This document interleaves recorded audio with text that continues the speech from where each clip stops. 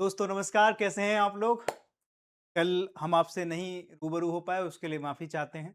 लेकिन आज आपकी उसकी भरपाई करने की पूरी कोशिश करेंगे। आज हम कोशिश करेंगे कि आपको बहुत दिलचस्प चीज़ें आपको बताएँ। हमारे संविधान में, है ना, पुलिस सिस्टम में और न्यायिक प्रक्रियाओं में किस तरीके से आपस में समन्वयन होने के लिए कई चीज़ें हमने रखी, है ना? एक प्लेटफ़ॉर्म हमने अभय लॉन्च किया था कुछ दिन पहले।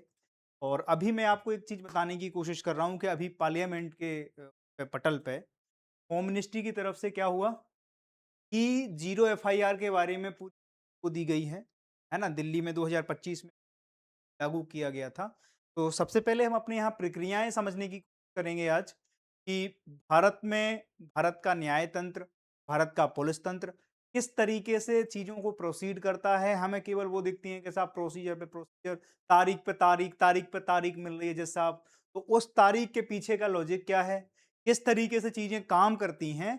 हम उसके पीछे आपको बताने की कोशिश करेंगे कि सारी की सारी चीज़ें आपको एकदम क्लियर हो जाएँ। और ये केवल नॉलेज के बेस से आपके लिए इम्पोर्टेंट तो है ही, पर ये अवेयरनेस के तौर पर बाकी नागरिकों को भी जानना ज़रूरी है कि भारत में किस तरीके से क्रिमिनल प्रोसीडिंग होती है, किस तरीके से बेसिक एफआईआर होती हैं।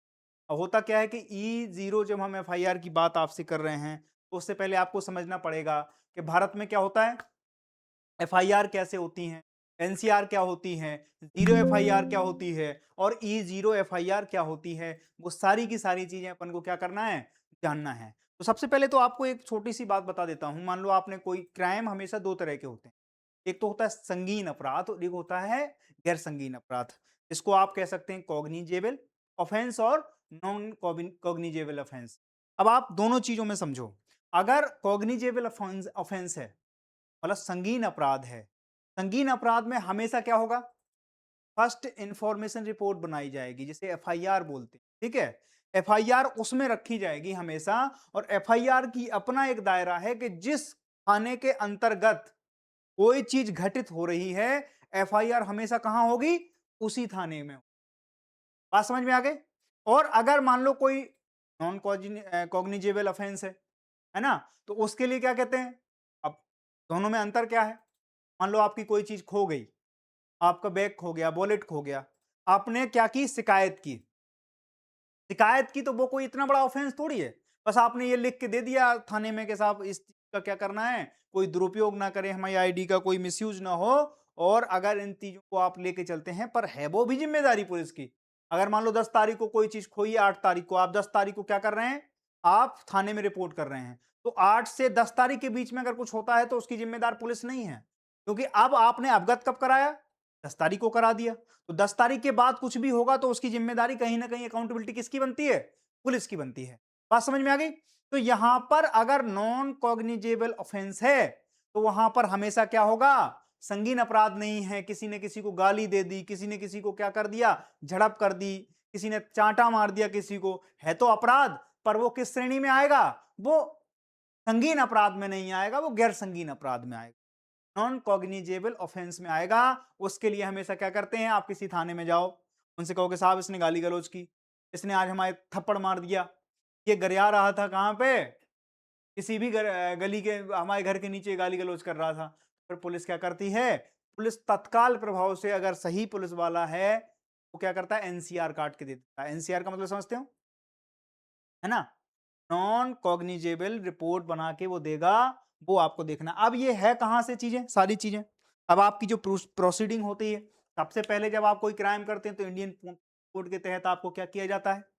आपके ऊपर पूरी की पूरी चीजें क्या करना है? प्रोसीडिंग होगी पुलिस की, इंडियन पीनल कोड से होगी। इंडियन पीनल कोड को आप क्या कहते हैं? हम तो भारतीय न्याय संहिता बोलते हैं उसको, आईपीसी को। अब हमने इसका नाम बदला है, उसमें बहुत सारे क्या चेंजेस भी लाए हैं। मोदी जी ने अभी बदला था इसको, मोदी गवर्नमेंट ने। और इसमें हमने क्या किया? न्याय संहिता रखा, है ना? नागरिक सुरक्षा संहिता रखा इसका नाम, और साक्ष्य संहिता रखा। सब में भारतीय जोड़ लो आप। भारतीय न्याय संहिता, भारतीय सुरक्षा, नागरिक सुरक्षा संहिता और भारतीय न्याय संहिता। 3 चीजों को हमने काय से रिप्लेस कर दिया? आईपीसी, सीआरपीसी, और जो हमने अभी भारतीय साक्ष्य संहिता बनाया, वो भी हमने क्या किया? बदल दिया 1 जुलाई 2024। ठीक है? 1 जुलाई 2024 और 1 जुलाई 2024 से हमने इसमें चेंजिंग लाई। बहुत सी चीज़ों को बदला, पुलिस रिफ़ॉर्म की बातें करी इसमें, बहुत सी चीज़ें हमने क्या की, उसमें करी। अब उसमें देखो आप क्या है, एफआईआर कब होगी? जब कोई संगीन अपराध होगा। बात समझ में आ गई? इसका दायरा क्या है कि इसके दायरे में क्या है कि भाई ये एक क्षेत्र है एक थाने का, उसके दायरे में। अब इसमें क्या होता था, कई बार कोई अपराध हो जाए, पता चला इस थाने वाले कह रहे हैं हमारा क्षेत्र नहीं लगता है, वो कहेंगे हमारा क्षेत्र नहीं लगता है, और इसमें क्या हो गया, अगले को न्याय नहीं मिल पा रहा है, कोई एफआईआर लेने को राजी नहीं। ठीक है, तो उन सब चीजों के लिए हमने क्या किया, फिर हमने जीरो एफआईआर लॉन्च की। जीरो एफआईआर क्या होती है? इसमें हमें दायरा नहीं देखना है। ठीक है, अब देखो इसमें क्या होगा, जीरो एफआईआर में क्या होता है। अब जैसे कभी भी आपने किसी एफआईआर को देखा होगा, एफआईआर में क्या होता है, बहुत वो आप मान लो कि जैसे कोई एफआईआर आप लॉन्च करने जाएंगे, जीटी जिसे बोलते हैं, जीटी पे अगर कोई चीज चढ़ गई, जीटी पे चढ़ने के बाद क्या होगा, चार्जशीट बनेगी, एफआईआर लॉन्च होने के बाद पुलिस क्या करेगी, इन्वेस्टिगेशन करेगी, और ये तो प्रथम दृष्टया रिपोर्ट बनाई जाती है ना एफआईआर में। तो ये प्रथम दृष्टया रिपोर्ट है जो एफआईआर हम बोलते हैं। इसके बाद पुलिस इन्वेस्टिगेट करेगी, कुछ साक्ष्य इकट्ठा करेगी, इस वाले का रोल आ जाता है ना, साक्ष्य संहिता का। इसके बाद फिर क्या करेंगी, कोर्ट को सौंप देगी। जिस दिन चार्जशीट हो जाती है उस दिन पुलिस का काम खत्म हो गया। अब फिर चीजें क्या होंगी, अब मान लो किसी पुलिस वाले से आपको, जब तक आपको हाथ जोड़ने हैं, कब तक जोड़ने हैं, जब तक मामला इंडियन पीनल कोड या फिर भारतीय न्याय संहिता के अंडर में है, तब तक तो आपके साथ पुलिस वाले कुछ ना कुछ एफआईआर लगा देंगे, फ्रॉड की रिपोर्ट लगती है कि भाई ये चीजें, ठीक है, तो वो उसके हाथ में तब तक है। जिस दिन ये प्रोसीडिंग कहां पहुंच गई, पीएनएसएस के पास पहुंच गई, यानी कि सीआरपीसी के तहत आप पे क्या होगी, एक क्रिमिनल प्रोसीडिंग होगी, और क्रिमिनल प्रोसीडिंग में जिस दिन मामला पहुंच जाएगा तो फिर थाने का रोल बिल्कुल नगण्य है, शून्य है। उसके बाद रोल किसका बढ़ जाता है, जुडिशरी का। अब जुडिशरी के पास पहुंचो, आप वकील करो, उसके लिए कई बार क्या होता है, जैसे कुछ जघन्य अपराध हैं, जैसे किसकी, अभी उमर खालिद को यूएपीए में रखा गया, देश में बहुत हो हल्ला हो रहा है ना। आसाराम बापू को रखा गया था, आसाराम बापू के केस में तो यही था। जीरो एफआईआर की जो हम बात कर रहे हैं उसका लाभ क्या है, हो सकता है कि आप बहुत पावरफुल व्यक्ति हों, बहुत ताकतवर व्यक्ति हों, और जब पावरफुल और ताकतवर व्यक्ति होता है तो आसपास में क्या होता है कि वहां पर आपकी रिपोर्ट नहीं लगाई जाती है। अब जब रिपोर्ट नहीं लगेगी तो क्या करेंगे, रिपोर्ट नहीं लगेगी तो फिर एक काम होता है कि पुलिस वालों को प्रभाव कम करने के लिए जीरो एफआईआर लॉस की, तो फिर वो क्या होगा, वो आप कहीं किसी भी थाने से, अदर थाने से क्या करो, आप उस चीज को एफआईआर लॉस कर सकते। इसमें आपका दायरा खत्म हो जाता है। दायरा मतलब समझ रहे हो, इसमें कोई बेड़ियां काम नहीं करती हैं। देश के किसी भी थाने में जाकर आप क्या कर सकते हो, रिपोर्ट दर्ज कर सकते हो। जीरो एफआईआर का मतलब यह है, जब भी आप एफआईआर की कॉपी पढ़ते हो तो उसमें लिखा होता केस नंबर इतने इतने, है ना, और क्या होता है, केस नंबर के साथ आपको 2026 2025 D3, अलग अलग राज्यों के अलग अलग थानों के अलग अलग वो होते हैं, केस नंबर होते हैं, पर उनमें एक चीज कॉमन होती है कि वो सन डाल के देते हैं। ठीक है, जब भी आप किसी भी एफआईआर की कॉपी निकालेंगे, आप ये देखेंगे कि वहां पर सन नंबर डला हुआ है। वो सन नंबर मतलब क्या इंगित करता है कि ये एफआईआर इस सन में हुई, इस आदमी पे इस उसमें अपराध दर्ज था, आरोपी था ये आदमी, और जैसे ही कोई चीज कहां पहुंच जाती है, अब वो आरोपी है और ये बात साबित हो गई कि उसने आरोपी है, तो फिर क्या है, उस पर क्रिमिनल प्रोसीडिंग होगी। फिर कहां जाएगा मामला, कोर्ट में।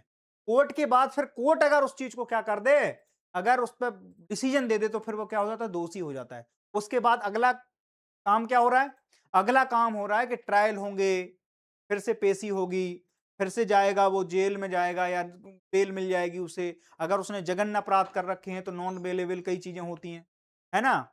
जैसे अभी हमारे पास तत्काल प्रभाव से अभी किसमें, परीक्षाओं की जो धांधली हुई उसमें गवर्नमेंट ने क्या किया कि फास्ट ट्रैक कोर्टों की क्या की, स्थापना की, और उसके अपराधी को नॉन बेलेबल रखा गया है, तो उसमें कोई बेल नहीं होगी। कब तक नहीं होगी इसका कोई जिक्र नहीं है।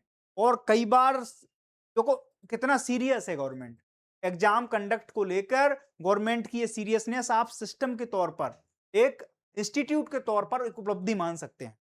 फास्ट ट्रैक कोर्ट की स्थापना करी जाना, है ना। दूसरी चीज है जुर्माने को, संस्थागत जुर्माने को 10 करोड़ तक कर देना, 10 साल तक की जेल का प्रावधान कर देना। ये छोटी चीजें नहीं होती हैं। फास्ट ट्रैक कोर्ट हर जगह नहीं अप्लाई है, जहां हीनियस क्राइम जिनको बोलते हैं, जैसे पॉक्सो हो गया, रेप हो गया, निर्भया केस के बाद हमने फास्ट ट्रैक कोर्ट बनाया इस देश में, इसके लिए हीनियस क्राइम हुआ इस देश में, उसके बाद हमने क्या की, उसको अलग श्रेणी में रखा कि ये तो बहुत हीनियस क्राइम है। सबने देखा 2000 उसके बाद निर्भया का केस इस देश में हुआ, है ना? निर्भया फंड की स्थापना हुई। तो हमेशा बदलाव इसी तरीके से होते हैं। अभी देखो आप कितना हाइप पकड़ गया था ये पेपर लीक का मुद्दा। कई बच्चों ने जान दी। सरकार के एक मतलब बहुचर्चित मिनिस्टर ने क्या किया? इस्तीफा दे दिया। तो ये सारी की सारी चीजें जब होती है तो बदलाव की ओर जाते हैं और हमने क्या किया? यहाँ पर आपके समझ गए? तो बीएनएस क्या है? सबसे पहले इसको समझ लेते हैं थोड़ा-थोड़ा। आपको बताने की कोशिश कर रहे हैं। अपराधों और दंडों से संबंधित भारतीय आईपीसी का नया रूप है, इंडियन पीनल कोड का। अपराधों की परिभाषा है इसमें। इसमें क्या होगी? कोई चीज उसकी डेफिनेशन पहले सबसे पहले किसमें दी जाएगी? इंडियन पीनल कोड या फिर भारतीय न्याय संहिता में। कौन सा कार्य अपराध है, उसकी कितनी सजा है, ये सारी चीजें क्या पुलिस इसमें करती है। ठीक है, संपूर्ण भारत में अब चूंकि एक कानून बन गया, जैसे अभी कानून बना नीट के पेपर लीक के, है ना? तो अब परीक्षा पे उन्हें पता है कि अगर हम किसी को पेपर लीक के माध्यम से अगर किसी को क्या कर रहे हैं, क्राइम वो कर रहे हैं, गिरफ्तारी दे रहे हैं, तो फिर उसमें कितने साल की प्रावधान है, कितने साल का वो करेंगे, फिर वो जाएगा कहां पर? कोर्ट में। कोर्ट उसको किस तरीके से डिसीजन देती है वो अलग चीज है, लेकिन पुलिस पहले यहां पर परिभाषाएं और वो उसके बारे में सारी की सारी जानकारी अपन को कहां मिल रही है? भारतीय न्याय संहिता में। पीएनएसएस क्या है? आपराधिक प्रक्रिया सीआरपीसी का नया रूप है ना? आपराधिक मामलों की जांच इसमें होगी, गिरफ्तारी होगी, ट्रायल आदि की प्रक्रिया सरल और पारदर्शी समयबद्ध बनाना, इसके लिए हमने बीएनएसएस बनाया। ठीक है, बहुत ज्यादा होता था कोई वाली बात की साहब जज जज साहब तारीख पे तारीख मिल रही है, उसके लिए हमने थोड़ा सा इसमें क्या किया? चेंज किया। ठीक है, अगली चीज क्या है कि अपराध की जांच कैसे होगी? एफआईआर, गिरफ्तारी, चार्जशीट, ट्रायल आदि की सारी प्रक्रियाएं हमने कहां रखी हैं? वो हमने रखी हैं भारतीय नागरिक सुरक्षा संहिता में, और ये संपूर्ण भारत में लागू है।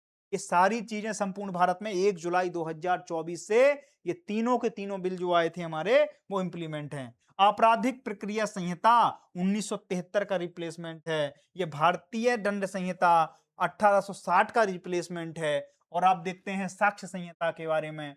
ठीक है, साक्ष्य अधिनियम, ठीक है, भारतीय साक्ष्य अधिनियम 1872 का क्या नया रूप है? साक्ष्य से संबंधित नियमों को आधुनिक बनाना है। कोर्ट में कौन सा साक्ष्य स्वीकार होगा, कौन सा नहीं होगा। संपूर्ण भारत में 1 जुलाई से भारतीय साक्ष्य अधिनियम 1872 का ये रिप्लेसमेंट है। सबसे पहले तो हमने अपनी प्रक्रिया समझ ली संविधान की, किस तरीके से काम करते हैं हम लोग। ठीक है, अगली चीज देखो, तब हम समझ पाएंगे कि एफआईआर, जीरो एफआईआर, एनसीआर, इन सब की चीजें क्या हैं। ठीक है, इनके बारे में हम समझ रहे हैं। तो हमने आपको बताया कि जो एफआईआर है, फर्स्ट इंफॉर्मेशन रिपोर्ट, वो क्या है? कॉग्निजेबल अपराध अगर है, कोई गंभीर अपराध अगर है, उसकी श्रेणी के लिए हम क्या करते हैं? एफआईआर लॉन्च करते हैं। इसका दायरा भी मैंने बताया कि इसका दायरा है, इसका क्या है? जैसे हत्या हो गई, डकैती हो गई, बलात्कार हो गया, अपहरण हो गया, इन सारे के सारी चीजों में, ठीक है, पेपर लीक हो गया, अब इन सब में क्या होगी? एफआईआर लॉन्च होगी, ध्यान रखना। ठीक है, ये हीनियस क्राइम बोलते हैं इनको, संगीन अपराध, इन सब में एफआईआर होगी। एफआईआर का मतलब समझ गए? अगर नॉन आपका कॉग्निजेबल ऑफेंस है तो वहां एनसीआर निकलेगी, और अगर कॉग्निजेबल ऑफेंस है तो फिर क्या होगा? आपको एफआईआर काटी जाएगी। ठीक है, अब देखो यहां पर एनसीआर का मतलब नॉन कॉग्निजेबल रिपोर्ट है, एनसीआर कटेगी, है ना? कब गंभीर अपराध हैं, जैसे साधारण मारपीट हो गई, गाली गलौज हो गई, मानहानि हो गया, ये सब चीजें क्या में जाएंगी? इसमें एनसीआर काट के देता है दरोगा, है ना, थानेदार। बात समझ में आ गई? मुंशी होते हैं, थानेदार होते हैं। तो आप ग्राउंड पे कभी जियो इन चीजों, अगर आप जाते हैं, ज्यादातर लोगों को यहां तक चीजें समझ में आ जाती हैं। गांव में कितनी मारपीट होती है, कुछ ऐसा। अब जहां पे जाति संवेदनशील इलाका है, वहां पर तो फिर एफआईआर पे एफआईआर गिरती है। ठीक है, तो ये हो गई अपनी क्या? एनसीआर। अब देखो जीरो एफआईआर। जीरो एफआईआर के बारे में हमने बताया कि कॉग्निजेबल होगा, पहली शर्त है। एफआईआर का मतलब ही है कि वो क्या है? अपराध है, किस श्रेणी का है? संगीन अपराध है। ठीक है, अब देखो आप, गंभीर अपराध चाहे घटना कहीं की भी हो। सुशांत सिंह राजपूत का केस, इस देश में सुशांत सिंह राजपूत के जो पिताजी थे, माताजी थी, बहन थी, उन लोगों ने मुंबई जाके एफआईआर लॉन्च नहीं की थी, ध्यान रखना। जीरो एफआईआर का मतलब है कि आप कहीं भी हैं वहां के नियरेस्ट थाने जाके अपनी आप एफआईआर दर्ज कराएंगे। ये उस थानेदार की जिम्मेदारी है कि वो वहां से संबंधित थाने में क्या करेगा, उसको प्रेषित करेगा और यहां से क्या करेगा, सारी की सारी चीजें। बात समझ में आ गई? जीरो एफआईआर का मतलब तीनों चीजों में क्लियरिटी आ रही कि नहीं आ रही है आपको? ठीक है, एनसीआर, एफआईआर, जीरो एफआईआर। ठीक है, इसमें क्षेत्र की बाध्यता नहीं है, ये थानेदार की जिम्मेदारी है। जैसे आप अभी बैंक में चले जाओ, बैंक में पहले क्या होता था, उन्होंने कहा कि साहब होम ब्रांच में ही सारी चीजें होंगी। अब उन्होंने क्या कह दिया कि नहीं, इस चीज को सेंट्रलाइज अगर बैंक है और अगर पुलिस सिस्टम सेंट्रलाइज है तो एक आदमी कहीं से कहीं तक भी क्या कर सकता है, अपनी सारी सेवाएं वहां पर ले सकता है, नियरेस्ट कहीं पे भी। इसमें फिर ये बाध्यता नहीं होगी कि साहब ये है वो है, समझ रहे हो? तो यहां पर क्या होगी, जीरो एफआईआर। आसाराम बापू के केस में यही हुआ था। लड़की जब वहां से आई, चूंकि प्रभुत्व होता है, कई बार ऐसी होता है कि डोमिनेंस बहुत ज्यादा होता है ना, तो लड़की फिर कहां, दिल्ली के एक का नाम से, उसमें वहां नहीं मतलब है उन्हें। आपका प्रभाव अगर साउथ में है तो जरूरी थोड़ी है कि यूपी में होगा या नॉर्थ में होगा। बात समझ में आ गई? तो जीरो एफआईआर फिर उस लड़की ने कहा, दिल्ली के एक थाने में कराई थी। ठीक है, तो ये आपको समझने की जरूरत है। तो ये इसमें कोई दायरा नहीं है, एफआईआर से संबंधित थाने को कोई उसको भेजना है। ठीक है, किसी भी थाने में आप दे सकते हो, पीड़ित को तुरंत राहत मिलती है। पीड़ित को क्या होता है, तुरंत राहत मिलती है इससे। आप सोचो, वो मुंबई जाते, फिर जाके एफआईआर दर्ज करते, और कितना टाइम हो जाता है। ऐसे में क्या है, तुरंत कार्रवाई। अब उससे भी आगे सरकार बढ़ी, जब ये सारी चीजें होंगी जीरो एफआईआर में तो थाने तक भी जाना है। सरकार ने कहा अब चूंकि क्या है, डिजिटल युग है, साइबर फ्रॉड होते हैं, अब उसको किस श्रेणी में रखा जाए, साइबर अपराध को भी हीनस क्राइम में रखा गया है। अब कोई हल्की पतली चीज नहीं है, इसमें आपको एनसीआर काट के नहीं देंगे।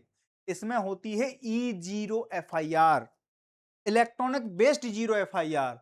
आपको इसमें थाने जाने तक की जरूरत नहीं है, आप घर बैठे क्या कर सकते हो, आप एफआईआर दर्ज करा सकते हो। और अब उसका एक और नया वर्जन देखने को मिलता है, साइबर नंबर है, हेल्प नंबर है 1930 1930। इस पे अगर आपने कॉल कर दिया, और ये कब करना होता है, जब आपके साथ क्या हो जाए, फ्रॉड हो जाए। तो ये एक सेंट्रलाइज सिस्टम बना हुआ है देश में। अगर आपके साथ कोई फ्रॉड हो जाता है, अवेयरनेस के तौर पर मैं आपको बताना चाहता हूं, तो आप केवल 1930 पे क्या करो, कॉल करो। वो कॉल जैसी जाएगी, आपसे पूछा जाएगा कहां के हो, कैसे हो, क्या हुआ, वो सारी जानकारी कौन लेगा, वहां पर जो कोई कस्टमर केयर में बैठा होगा व्यक्ति, या कोई ऑफिस में बैठा हुआ व्यक्ति है जो साइबर अपराध को लिए डील कर रहा है, वो सारी जानकारी लेके क्या हो गया, ऑटोमेटिक आपकी एफआईआर लॉन्च हो गई। ई जीरो एफआईआर, आपको करने तक की जरूरत नहीं है कि आप कहोगे कि साहब हमें एफआईआर ले लो, नहीं।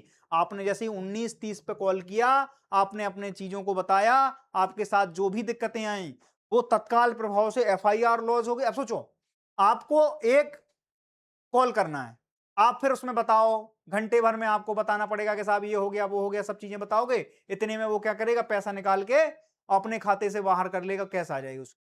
अब ऐसे में क्या है, आपके साथ कोई भी फ्रॉड हुआ, 1 मिनट में फ्रॉड हुआ, अब आपने कॉल किया, हाल के हाल उन्होंने क्या कर दिया, उस पूरी ट्रेल को फ्रीज कर दिया। अब जो समय सीमा है वो बहुत कम है उसके पास। इससे क्या हो जाएगा, नुकसान और जोखिम का खतरा कम हो जाएगा। कोई आदमी लुट रहा, और ये तो दिनों दिन बढ़ता जाएगा। अगर हम इस तरीके की चीजें नहीं करेंगे तो ये तो अभी और भी आने वाली डिजिटल इकोनॉमी बनने वाली है ना हमारी। तो साइकिल वाला, रेडी वाला, पटरी वाला, रिक्शा वाला, सब आजकल क्या क्यूआर लेके घूम रहे हैं। और क्यूआर में अगर कोई उनके साथ फ्रॉड हो जाए, 1 मिनट में उन्हें क्या करना है, 1930 पे कॉल कर देनी है। 1930 पे कॉल करने के बाद अपन ये देखेंगे कि उसके बाद तत्काल प्रभाव से उसके सारे के सारे खाते फ्रीज हो जाते हैं। और खाते फ्रीज होने के साथ क्या होगा, उससे कोई पैसा नहीं निकाल पाएगा। बात समझ में आ गई? तत्काल प्रभाव से होती है कार्रवाई। अब इससे क्या होगा, थोड़ी बहुत वो होगी, असुविधा होगी, दिक्कत होगी कि खाते से वो पैसा, लेकिन उसका पैसा बचा रहेगा, कि मेहनत की गाड़ी कमाई साफ नहीं होगी। एक इंस्टीट्यूट के तौर पर यही तो किया जा सकता है। इसमें भी कोई अच्छी चीज, जैसे जीरो एफआईआर एक कॉन्सेप्ट आया, इससे क्या हुआ, समय की बचत हो गई, इफिशियंसी आई, पारदर्शिता आई, जवाबदेहिता बढ़ी इससे। ठीक है, इसमें और भी ज्यादा सुप्रीम लेवल पे हम पहुंच गए। साइबर वित्तीय धोखाधड़ी, यूपीआई, बैंक फ्रॉड के लिए हमने फिर ई जीरो एफआईआर लॉन्च की। बात समझ में आ गई? शिकायत दर्ज कर संबंधित पुलिस को भेजी जाती है। देखो आप इसमें अब सिस्टम ही सारी चीजें करेगा। इसमें आपको करना पड़ता है, इसमें आपको बताना तक पड़ता है, जाना पड़ता है, सारी चीजें करनी पड़ती हैं। जब जीरो एफआईआर होती है, इसमें आपको बताना कुछ नहीं है। अब वो क्या करेगा, संबंधित थाने में अपने आप ट्रांसफर हो जाएगा ये मामला। ठीक है। साइबर अपराधों के बहुत से मामले बैंक में बढ़ते जा रहे हैं। आपको मैं अंदर की बात इसलिए बता रहा हूं, उस क्षेत्र से जुड़ा हुआ हूं। और पूरी की पूरी ट्रेल फ्रीज कर दी जाती है।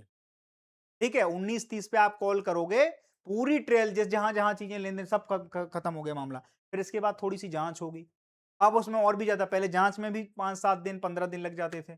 अब उसको और तरीके से, और अच्छे तरीके से उस पर क्या कर रहे हैं, हम वर्क कर रहे हैं कि ये और ड्यूरेशन कम हो जाए। 24 घंटे 72 घंटे में इसका क्या निराकरण करके उसके पैसे जहां के तहां। अब सोचो कितनी बड़ी बात हो जाएगी ये।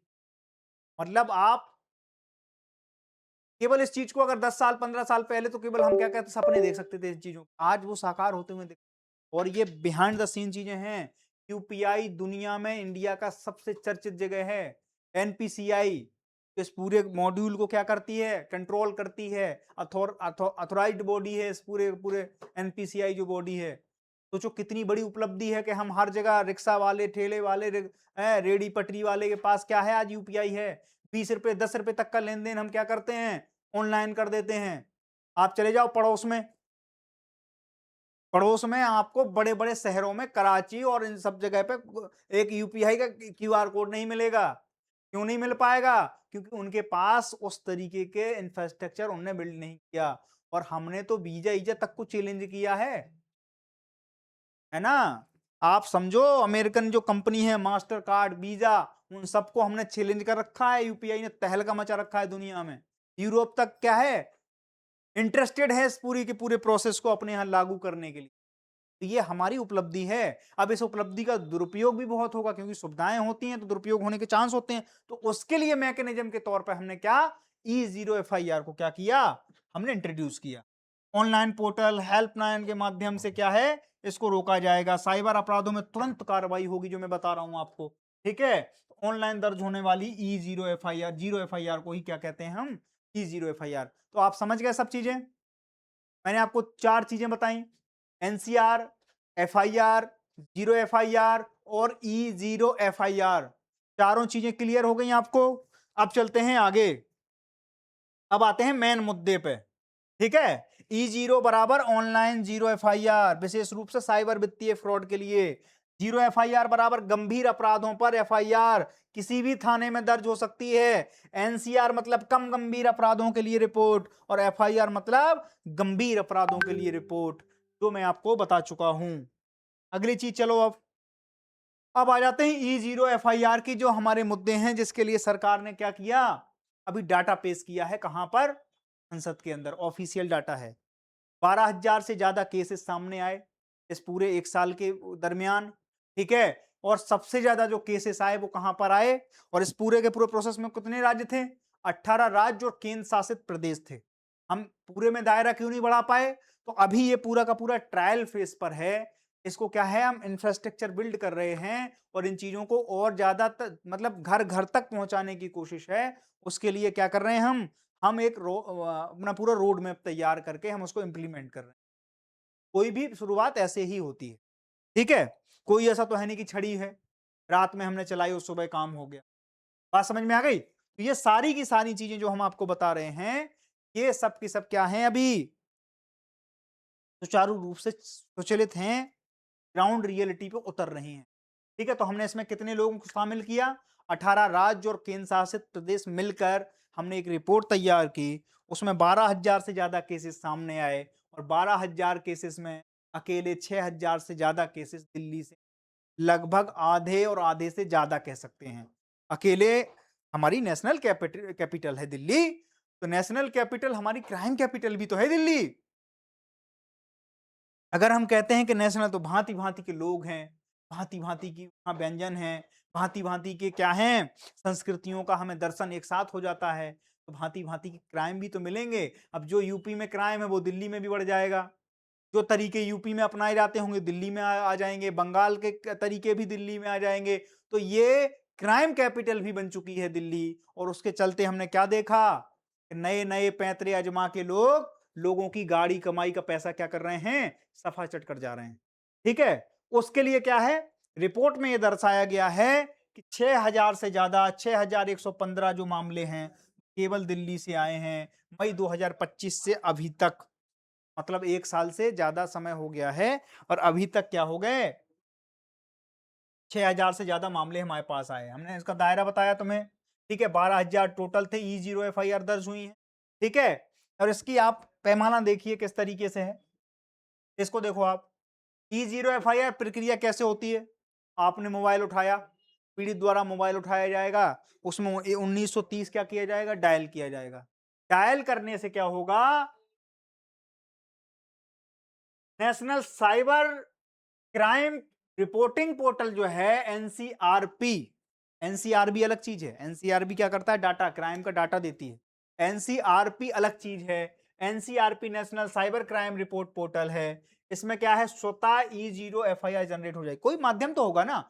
आप सोचो ये सब ऑफिशियल डॉक्यूमेंट है, ऐसे जनरेट नहीं होंगे। लेकिन आपने जैसे ही कहा कितनी बेहतरीन व्यवस्था बना के दी है गवर्नमेंट ने, या जिसका भी इसके पीछे माइंड है, ने क्या माइंड मैपिंग की है कि आप केवल ये नहीं कहना पड़ेगा कि साहब FIR, उसके साथ काम हो गया मतलब वो पीड़ित है। और पीड़ित के साथ क्या होगी, सबसे पहले आपको FIR लेनी पड़ेगी, और FIR अगर लेनी पड़ेगी तो फिर FIR कहाँ, जो तो स्वतः ही कहाँ चली जाएगी, एनसीआरपी पोर्टल पे। और एनसीआरपी पोर्टल जो है वो इन्हीं चीजों के लिए बनाया गया है, वित्तीय धोखाधड़ी, साइबर फ्रॉड, इन सब चीजों की पूरी जानकारी वहां पर होगी और वो स्वतः ही काय में बदल जाएगी, FIR में बदल जाएगी। आपको केवल बताना है कि सर हम इस तरीके से हमारी कट गई जेब, ठीक है। तो अब देखो इस तरीके से होगा। अब क्या होगा, संबंधित बैंक वॉलेट को अलर्ट कर दिया जाएगा। अब कोई भी बैंक है, इन सारे के सारी चीजों में देखो, आप सिस्टम देखो, यहां पर E0 FIR जैसे ही लॉन्च हुई, आपने फोन किया, फोन पे आपने डायल किया नंबर, अब वो कहां गया, एनसीआरपी पोर्टल पे गया। एनसीआरपी पोर्टल पे क्या हुआ, आपकी E0 FIR क्या हो गई, लॉन्च हो गई। लॉन्च होने के तत्काल प्रभाव से क्या होगा, एक तो उस बैंक के पास अलर्ट चला जाएगा जहां पर आपका खाता है, दूसरा अलर्ट जाएगा सेम टाइम पर पुलिस स्टेशन, जो नियरेस्ट पुलिस स्टेशन है, उस फ्रॉड के अंतर्गत आने वाला कोई भी पुलिस स्टेशन है, उसके पास स्वतः क्या चला जाएगा, एक मेल चला जाएगा या मैसेज चला जाएगा, वो भी अलर्ट है, यहां बैंक भी अलर्ट है। तो आपके तत्काल प्रभाव से बैंक के खाते पे सबसे पहले क्या किया जाएगा, होल्ड लगा दिया जाएगा, यहां पुलिस हरकत में आ जाएगी। अब हरकत में आने के बाद क्या होगा, कि इसके बाद क्या होगा कि आप ये देखेंगे कि जो क्राइम करने वाला व्यक्ति है उसको पैसा भी नहीं मिला। अब वो हुआ कहां से है, क्या किया, तत्काल पुलिस को भी पता है, तो प्रशासनिक तौर पे वो अपनी कार्रवाई करेंगे, और वित्तीय तौर पे बैंक ने क्या किया, पैसा को फ्रीज कर दिया। आपकी सुरक्षा भी बनी रही। अब पहले क्या होता था, पैसा लुट गया साहब तो पैसा चला गया, अब इसकी जिम्मेदारी और गारंटी भी नहीं है कि साहब वो, अब इसमें क्या हो रहा है, टाइम की देखो आप, एक साथ दोनों जगह अलर्ट चला जाएगा। इससे क्या होगा, आप ये देखेंगे कि एक तो पैसा भी बच गया, दूसरा उस आदमी तक पहुंचने में सहूलियत मिल जाएगी जो इन पूरी की पूरी गतिविधियों में संलिप्तता पाई जाएगी। ठीक है, ये चीज बहुत बेहतरीन हो गई। बात समझ में आ गई। अधिकार क्षेत्र देखो आप, जांच शुरू कर देगा वो, और अपराधी की पहचान और कार्रवाई की जाएगी। ठीक है, ये भी आप मान लो संगीन अपराध है, साइबर फ्रॉड। मैंने प्रक्रिया बता दी आपको, ये क्यों इंपॉर्टेंट है, छोटा सा कॉन्सेप्ट है लेकिन बहुत इंपॉर्टेंट है।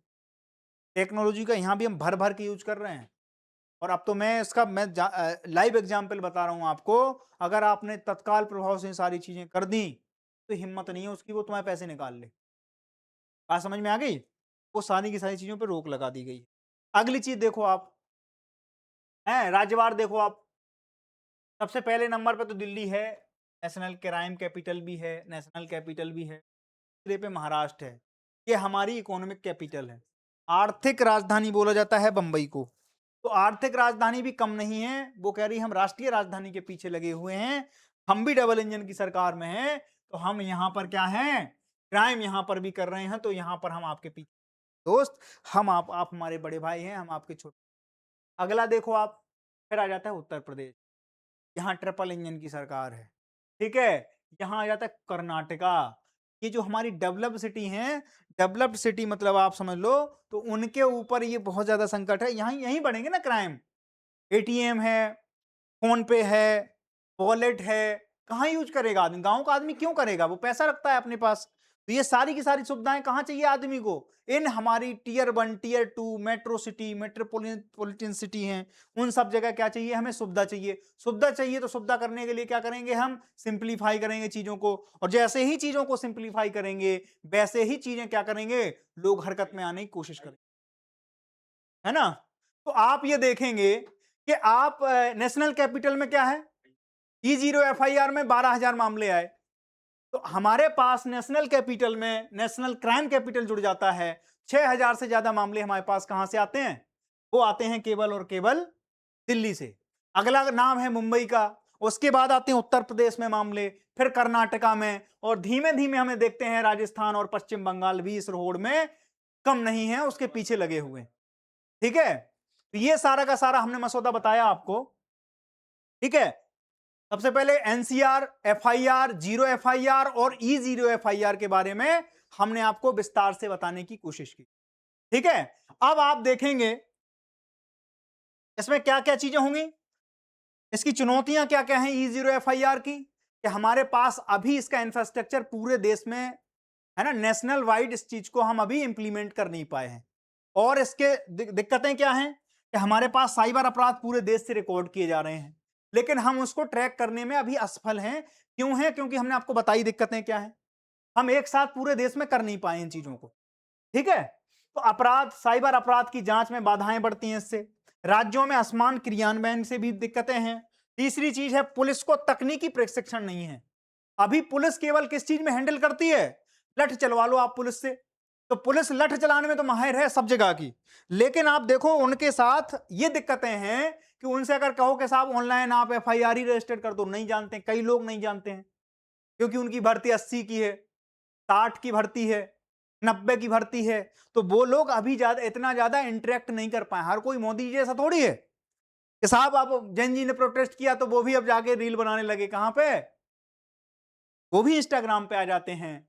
उन्हें बताया गया कि सर थोड़ा सा डार्क वो रखिए, अपने अंदर बैकग्राउंड जो है डार्क होना चाहिए, डार्क बैकग्राउंड में वो आ गए। ठीक है, तो ये सारी की सारी पुलिस तकनीक भी है, आवश्यकता है। अंतरराष्ट्रीय और अंतरराज्यीय अपराधियों को किस तरीके से ट्रैक करें, उसमें भी बाधाएं हैं।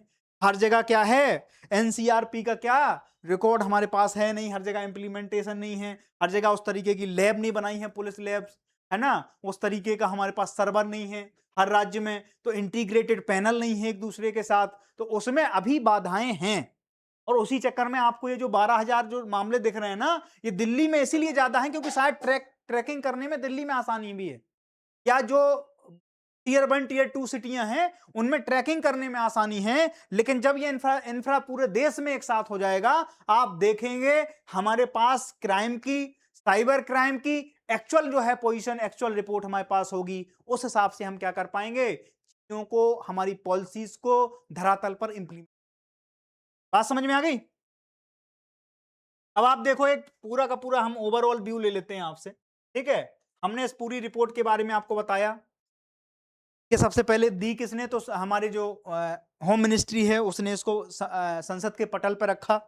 दूसरी चीज इसमें मामले हमने बताए, राज्यवार हमने इसका डिस्कशन बताया। सबसे बड़ा जो राज्य है इसमें वो कौन सा है, तो सबसे ज्यादा जो प्रभावित राज्य है साइबर अपराधों में जिनमें हमारे पास आंकड़े हैं वो है राजधानी दिल्ली, उसके बाद मुंबई, उसके बाद फिर कौन है, उसके बाद उत्तर प्रदेश, फिर कर्नाटका, फिर राजस्थान और पश्चिम बंगाल।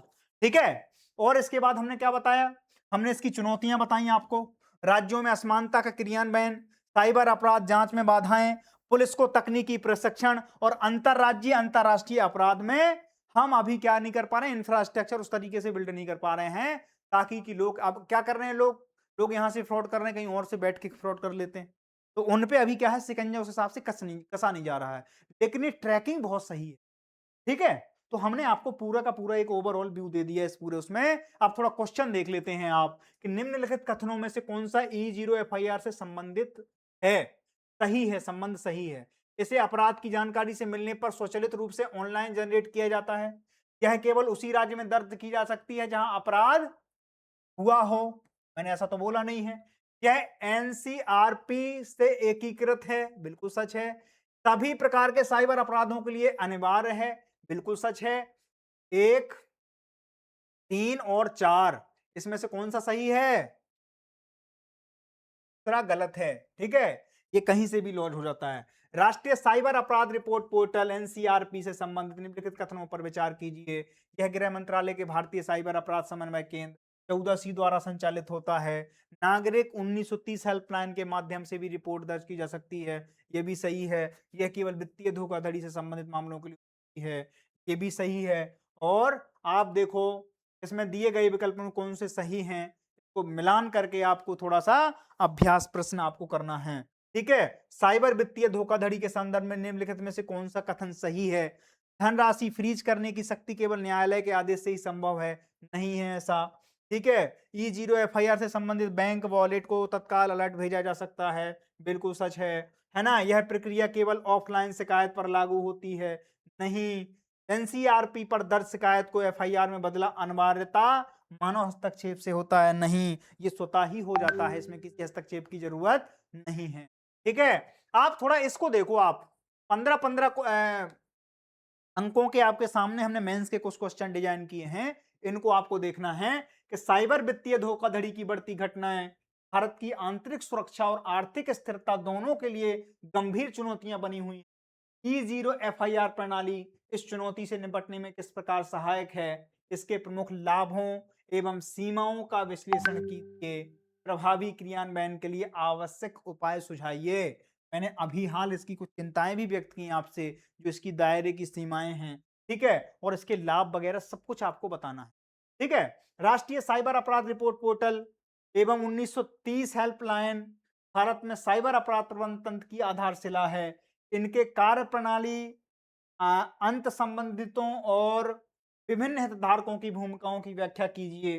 साइबर अपराध जांच की प्रभावशीलता बढ़ाने के लिए इनमें आवश्यक सुधारों पर चर्चा कीजिए। साइबर वित्तीय धोखाधड़ी की जांच एवं अभियोजन में राज्य एवं केंद्र शासित प्रदेशों के समक्ष आने वाली प्रमुख चुनौतियां क्या हैं? इन चुनौतियों के समाधान हेतु संस्थात्मक, तकनीकी एवं विधिक उपायों पर सुझाव दीजिए। ये सारे के सारे क्वेश्चन आपको क्या करना है? आपको इनके फ्रेम में जरूर ढालना है। इसकी चुनौतियां, इसके लाभ, इसकी सीमाएं, इसका एक निष्कर्ष, सारी की सारी चीजें आपको इसमें डालनी है। ठीक है, और इसकी PDF अगर आपको चाहिए तो आपको हमारे टेलीग्राम चैनल है डेल्टा रैंकर्स का, उस पर आपको सारे के सारे विवरण से क्वेश्चन की, जो लोग फॉर्मेटिंग करते हैं, जो लोग क्वेश्चन आंसर लिखते हैं, वो सब लोग वहां मिलते हैं, वो डालते हैं वहां पर। हम कोशिश करते हैं कि आप लोगों के ज्यादा से ज्यादा क्वेश्चन को, ज्यादा से ज्यादा जो आपकी डाउट्स हैं वो क्लियर कर सकें। बात समझ में आ गई? तो फिर मिलते हैं कल, फिर इसी समय मिलेंगे। तब तक के लिए थैंक यू।